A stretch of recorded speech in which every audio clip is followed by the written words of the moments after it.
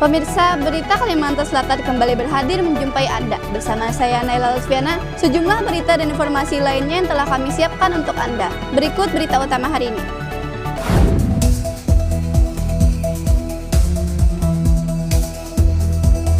Ribuan massa demo DPRD Kalimantan Selatan, 7 tuntutan diterima pimpinan Dewan.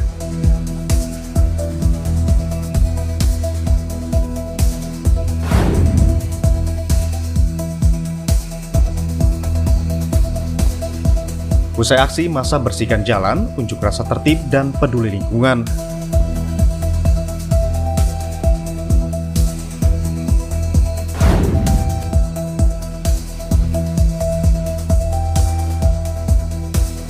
Festival budaya tradisi digelar di Banjarmasin. Puluhan grup ramaikan hajatan budaya.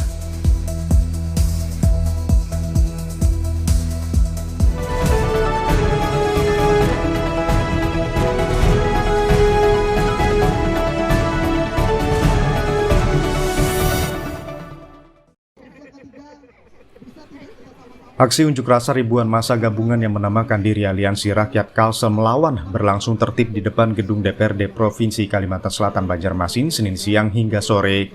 Meski sempat diguyur hujan, para peserta aksi tetap kompak menyampaikan 7 tuntutan, mulai dari reformasi DPR dan Polri, penyelesaian kasus mafia tambang dan agraria hingga peningkatan kesejahteraan tenaga pendidik serta pengesahan RUU Perampasan Aset dan Perlindungan Masyarakat Adat. Ketujuh poin tuntutan itu diterima langsung Ketua DPRD Kalimantan Selatan Supian Haka yang berjanji menyampaikannya ke DPR Republik Indonesia. Ia bahkan menyatakan siap mempertaruhkan jabatannya bila aspirasi masyarakat tidak ditindaklanjuti. Dukungan serupa juga datang dari Wakil Ketua Komisi 4 Gusti Iskandar Sukmalamsyah, terutama terkait kesejahteraan guru honorer, serta anggota DPRD Jahrian yang mengapresiasi ketertiban jalannya aksi. Kami di Komisi 4 sudah kedatangan dari Aliansi Buruh. Yang pertama tentang sistem pengupahan. Kita akan perjuangkan kenaikan pengupahan untuk buruh di Kalimantan Selatan. Kemudian yang kedua, karena Komisi Pendidikan itu di Komisi 4 juga, kita tentang memperjuangkan penambahan insentif bagi guru-guru honor yang ada di Kalimantan Selatan. Sudah kami sampaikan dengan pemerintah. Buktinya melalui proses pembahasan APBD, kita sudah sampaikan kepada pemerintah untuk diperjuangkan, untuk ditambah insentifnya bagi guru-guru honor. Itu sudah. Dengan situasi aman dan terkendali, aksi ini diharapkan menjadi contoh penyampaian aspirasi yang tertib dan bermartabat.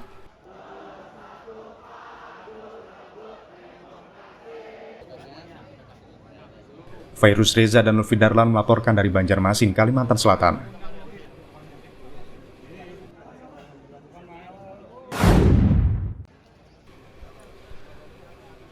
Ada yang berbeda dari aksi unjuk rasa ribuan massa di depan gedung DPRD Kalimantan Selatan Senin siang.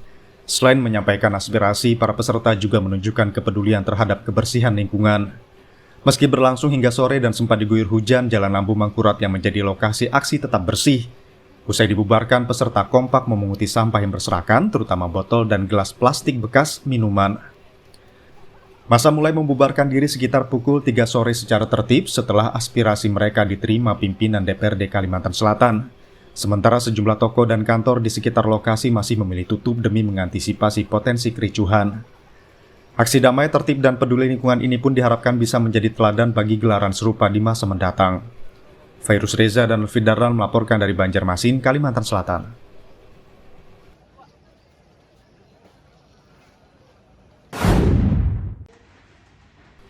Pasca temuan makanan berbau hingga diduga basi dalam program makan bergizi gratis atau MBG, Dapur Sehat MBG di Banjarmasin Tengah langsung mendapat peninjauan mendadak Jumat pagi. Peninjauan dipimpin Wali Kota Banjarmasin Muhammad Yamin bersama Pasiter Kodim 1007 Banjarmasin Mayor Infantri Hendera dan tim terkait.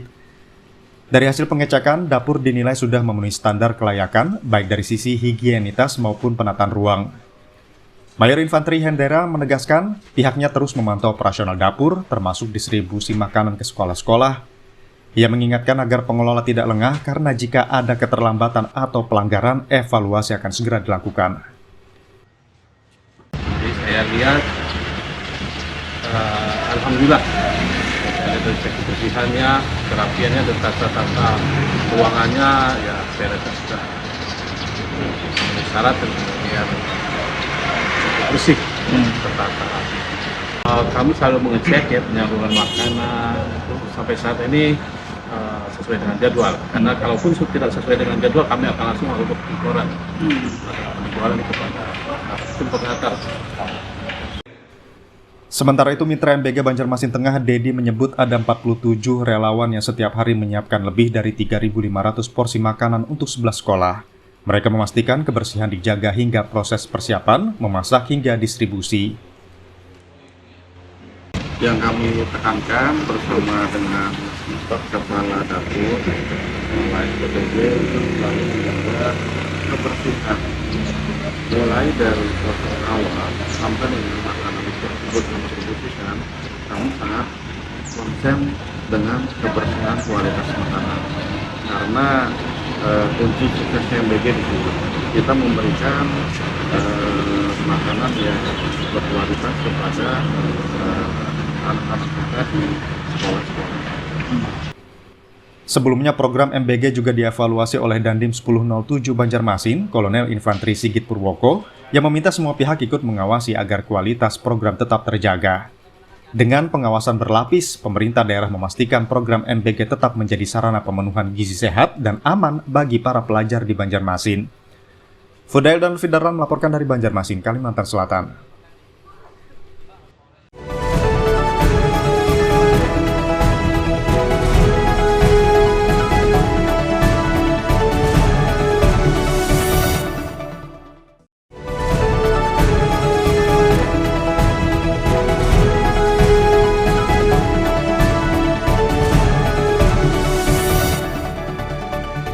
Pemirsa, terima kasih masih bersama kami di Berita Kalimantan Selatan. Untuk Anda yang baru bergabung, berikut berita utama hari ini.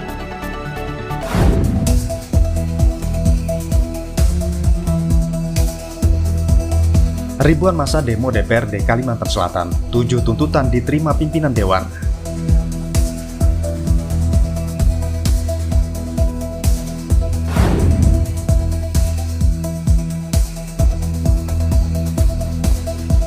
Usai aksi, massa bersihkan jalan, unjuk rasa tertib, dan peduli lingkungan.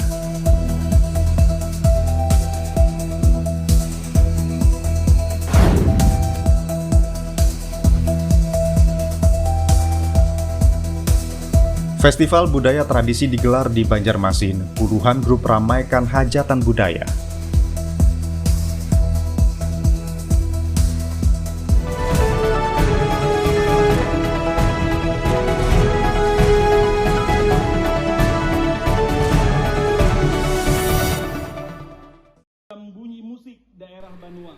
Kota Seribu Sungai kembali mencatat sejarah.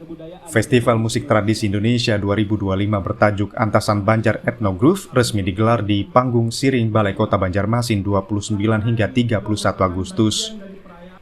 Ajang prestisius ini menghadirkan lebih dari 20 kelompok musik tradisional dari berbagai daerah di Kalimantan. Ketua Pelaksana Noviandi Saputra menyebut festival ini menjadi tonggak sejarah baru karena untuk pertama kalinya musik tradisi tampil sebagai panggung utama, bukan sekadar iringan. Selain pertunjukan, festival juga menggelar workshop bersama lembaga manajemen kolektif untuk memperkuat ekosistem musik tradisi agar terdokumentasi dan berkembang. Target pertama ini tentu saja adalah ekosistemnya. Bagaimana kemudian banyak kelompok musik kita data, kita arsipasi, yang itu juga akan jadi bahan dari Kementerian Kebudayaan, bahan bagi kota untuk pemajuan kebudayaan. Kenapa? Karena ini amanat undang-undang tentang pemajuan kebudayaan, pelestarian, pengembangan, pemanfaatan. Itu yang saya kira menjadi kenapa Kota Banjarmasin sebagai bagian dari jaring kota pusaka Kementerian Kebudayaan itu bisa klop menggelar FMTI di Banjarmasin, Kalimantan Selatan itu. Sekretaris Daerah Kota Banjarmasin Iksan Budiman menegaskan kehadiran FMTI bukan hanya hiburan, tetapi ruang edukasi, pelestarian, sekaligus kado hari jadi ke-499 Kota Banjarmasin dan ke-75 Provinsi Kalimantan Selatan. Yang sangat membanggakan ya bagi Kota Banjarmasin ditunjuk untuk pelaksanaan kegiatan festival musik tradisional ini. Kenapa? Karena bertepatan dengan hari jadi Kota Banjarmasin. yang 499, di mana kemarin juga Pak Wali Kota menyampaikan nanti hari jadi ini kita ramaikan. Seluruh kegiatan pesta-pesta rakyat kita hadirkan. Ya salah satunya ini tadi. Salah satunya jadi saya sangat terima kasih dengan Kementerian Kebudayaan, Direktorat Pengembangan Kebudayaan bisa menghadirkan hiburan bagi masyarakat Kota Banjarmasin. Salah satunya adalah festival musik tradisional ini. Dukungan penuh juga diberikan Kementerian Kebudayaan. Direktur Film, Musik dan Seni Syaifullah menegaskan tujuan utama festival adalah membangun ekosistem musik tradisi di Kalimantan yang selama ini jarang tersentuh, sekaligus mengangkat identitas bangsa lewat irama musik tradisional. Ini kan kita mencoba men-showcase ya ekosistem musik tradisi. Terus kenapa kita pilihnya, kan tadinya Festival Musik Tradisi Indonesia.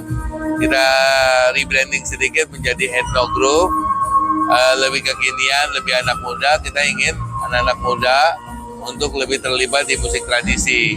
Karena ini kan kalau kita mau pop, udah ada K-pop, udah Amerika lebih kuat. Tapi yang kita punya kan musik tradisi. Ini kita dorong ngangkat supaya itu menjadi identitas bangsa, khususnya daerah. Dengan semangat kolaborasi lintas generasi, FMTI 2025 di Banjarmasin diharapkan menjadi momentum penting bagi pemajuan kebudayaan Indonesia. Fudail dan Lutfi Darlan melaporkan dari Banjarmasin, Kalimantan Selatan.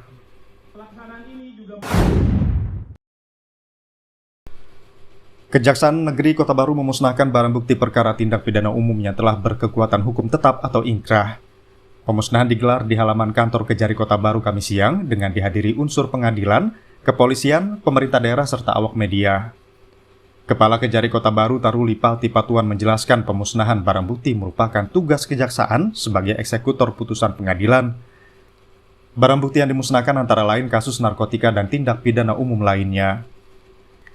Selain pemusnahan, Kejari juga melakukan pengembalian barang bukti serta pengembalian kerugian negara sebesar hampir 500 juta rupiah dari perkara korupsi kredit fiktif yang ditangani salah satu BUMN sesuai putusan Mahkamah Agung. Kegiatan ini menjadi pemusnahan kedua tahun 2025 setelah sebelumnya dilakukan pada April lalu.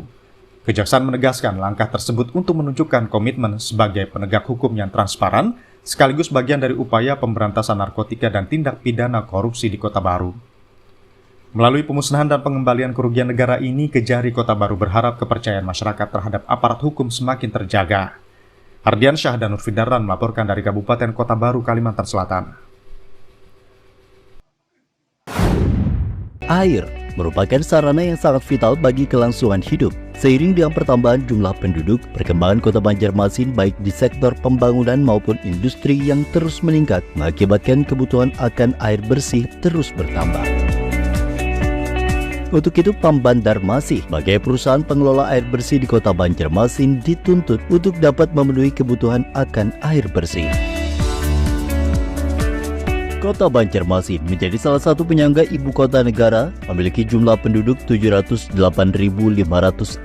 jiwa pada tahun 2021 dengan luas wilayah 98,46 km persegi, juga dijuluki sebagai kota 1000 sungai. Semakin meningkatnya jumlah penduduk membuat sarana dan prasarana Kota Banjarmasin harus ditingkatkan, terutama untuk pendistribusian air bersih yang dialirkan kepada masyarakat dengan kualitas, kuantitas, kontinuitas, serta tekanan hingga kebutuhan air bersih bisa dirasakan masyarakat Kota Banjarmasin sampai dengan wilayah terujung.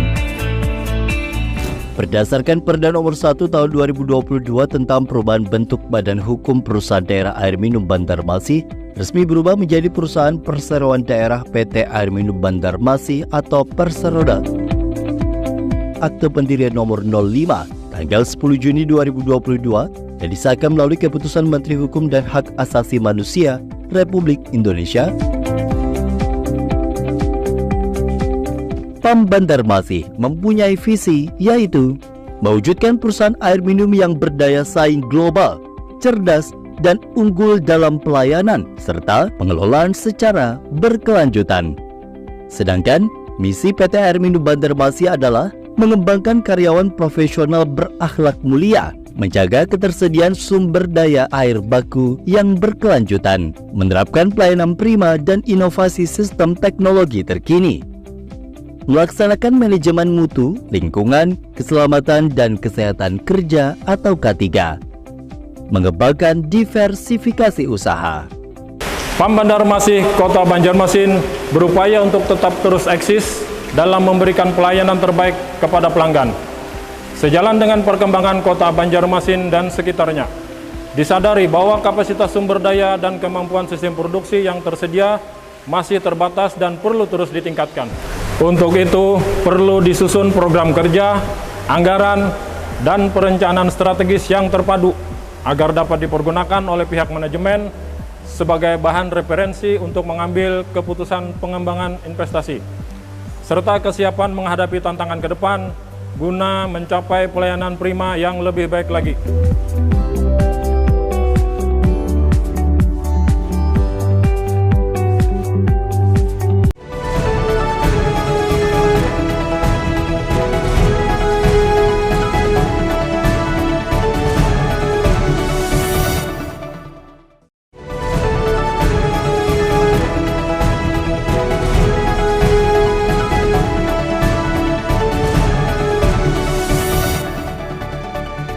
Pemirsa, terima kasih masih bersama kami di Berita Kalimantan Selatan. Untuk Anda yang baru bergabung, berikut berita utama hari ini.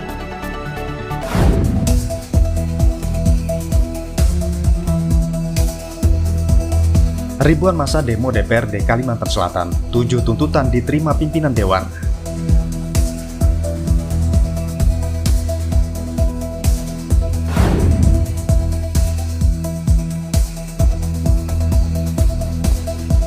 Usai aksi, massa bersihkan jalan, unjuk rasa tertib, dan peduli lingkungan.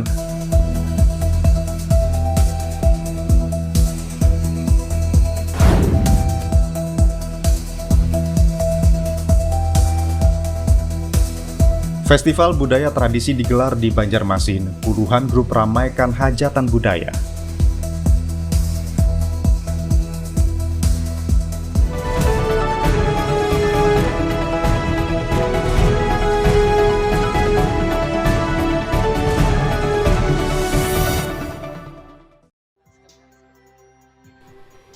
Mengusung tema berkarya, berprestasi, dan peduli dalam semangat kebersamaan, hari ulang tahun SMPN 1 Kota Baru menampilkan beragam pertunjukan seni, mulai dari parade drum band hingga tari tradisional Radap Rahayu yang memukau para tamu undangan.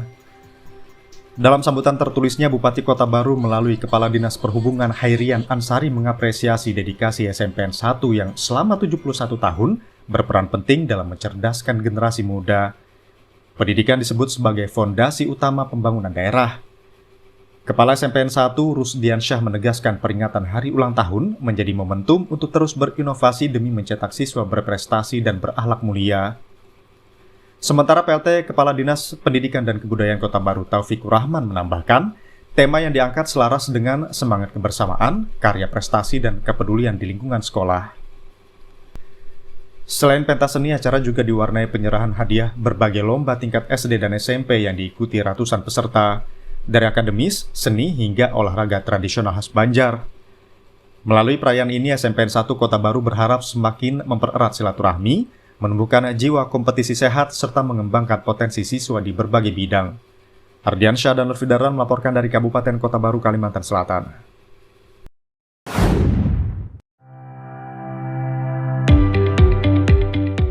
PT Air Minum Intan Banjar Perseroda merupakan BUMD air minum yang melayani dua wilayah atau daerah, yaitu Kabupaten Banjar dan Kota Banjarbaru.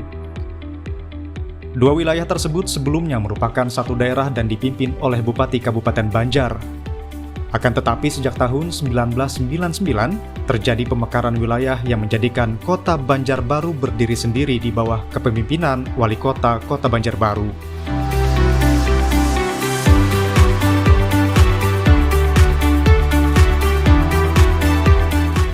Kabupaten Banjar memiliki luas wilayah kurang lebih 4.688 km persegi, serta memiliki 19 kecamatan. Sedangkan Kota Banjarbaru memiliki luas wilayah kurang lebih 371 km persegi dan terdiri dari 5 kecamatan.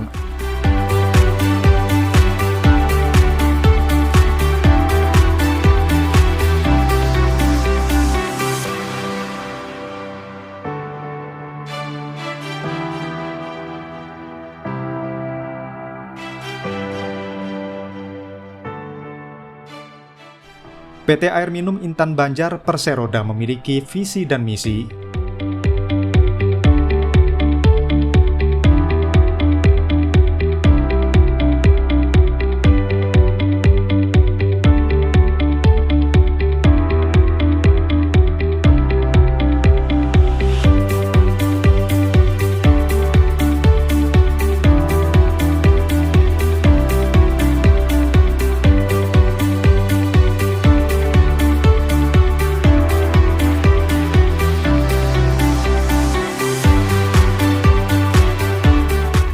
Pemirsa, berita tadi menutup perjumpaan kita hari ini.